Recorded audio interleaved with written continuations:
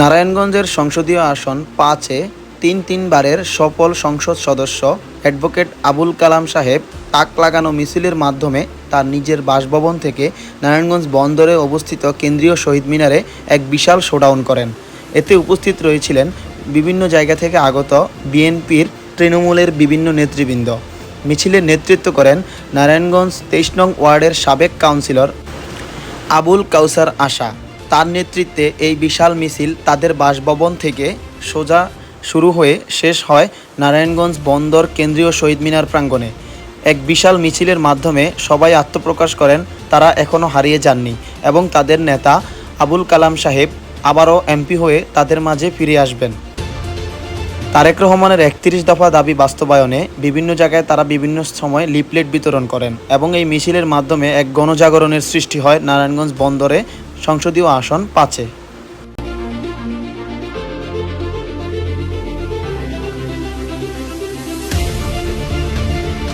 আমরা আজকে মূলত এই ৩১ দফা কার্যকর করার জন্য আমাদের জনগণের মাঝে এটা প্রচার করার জন্য এবং আমার অনুরোধ এই ৩১ দফাকে আমরা যেন সকলে ধারণ করতে পারি।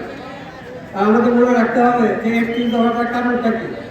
কারণ হলো বিগত ১৬ বছর আপনারা দেখেছেন এই রাষ্ট্রের সমস্ত বিধি ব্যবস্থা সব ধ্বংস হয়ে গেছে স্বৈরাচারী শাসনের পরিপ্রেক্ষিতে। না ছিল বিচার ব্যবস্থা, না ছিল প্রশাসন। আর আমাদের নেতা কর্মীরা এই ১৬ বছর হত্যার শিকার হয়েছে, গুমের শিকার হয়েছে, মিথ্যা মামলার শিকার হয়েছে, অনেকে দেশ পরিত্যাগ করতে বাধ্য হয়েছে, ব্যবসা বাণিজ্য নষ্ট হয়েছে, এমনকি তার ঘর সংসার নষ্ট হয়ে গেছে।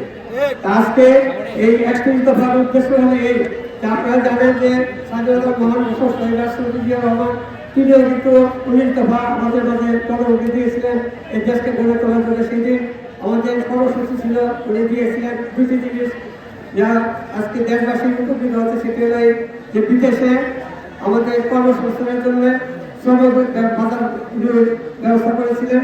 দেশের মধ্যে আজকে আমাদের যে বড় অর্থনৈতিক শ্রম বাজার যেটা হলো আজকে গার্মেন্টস ব্যবসা, সেটা দিয়ে অবসরের সময় হয়েছে।